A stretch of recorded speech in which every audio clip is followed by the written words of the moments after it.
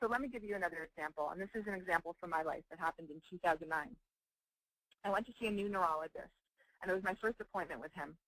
And he said to me, you know, so you're not taking any of the disease-modifying drugs? And I said, no, I'm not, because I had never taken them, and I never have, and it's just not what I've chosen as a way to heal my illness. So he said, okay, well, I want to explain something to you. And he gets a piece of paper and a pen, and he draws 3 lines, and they're all heading downward, like down a mountain at different angles. And he says to me, see this one? He said, this line is what happens if you start taking the disease-modifying drugs when you're diagnosed.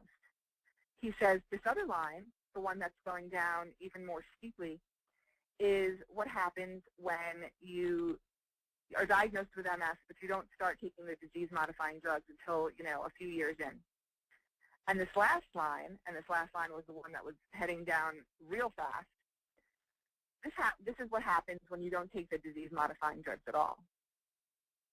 Now, I was a patient, and he was my neurologist, so he has a massive amount of authority. And he's drawing me this picture of these 3 lines going downhill. Now, it's interesting to note that none of those lines were going uphill, and none of those lines were staying steady. So what he was doing was not only was he telling me that this is my future, going downhill any way I do it, but he was saying there's actually not even a possibility that you could actually go uphill.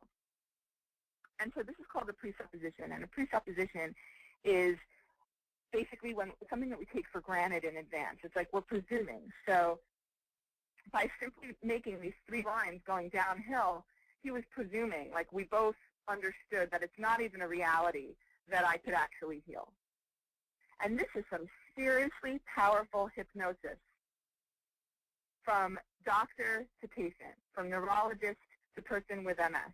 That's very serious hypnosis. And if I was not aware of the power of conversational hypnosis, I would not have been able to make a conscious choice to say, that's his reality, that's what he believes, but I'm not choosing to accept that for myself.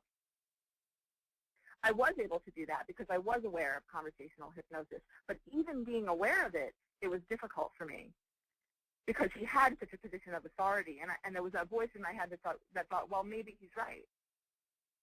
But think about the tragedy of what he was doing.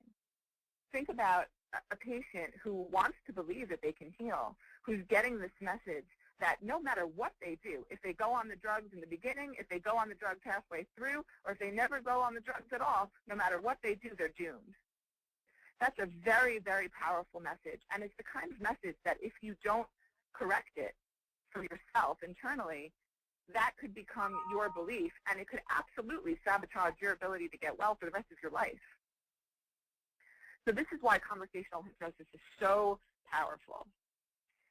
And let me give you another one, and this is an important one because this happens all the time.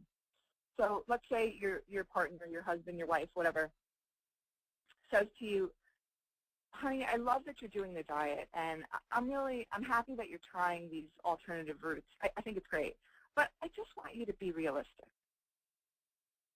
Okay, so what happens in that sentence when this person is saying, let's say it's your husband, I just want you to be realistic. So the message he's communicating is that he doesn't believe that you can heal.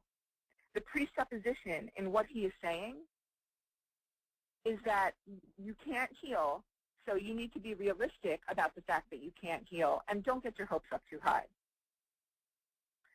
These are people who love us and who don't mean us harm. But what happens is their fundamental belief systems are transferred to us when they say things like that.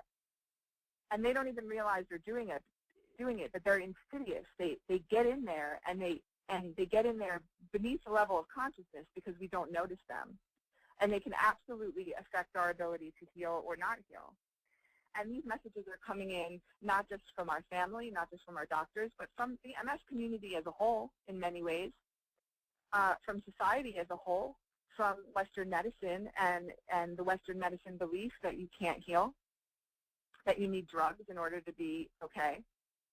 So this is really powerful stuff. And if you can begin to become aware of when somebody is using conversational hypnosis, and again, they're not using it to hurt you generally, and they're not using it even with intention, but if you can begin to notice it, then you have the choice, and the power is in your hands to decide what messages you're going to accept that will enable your healing, and what messages you're going to filter out that would make your healing more difficult or sabotage it completely.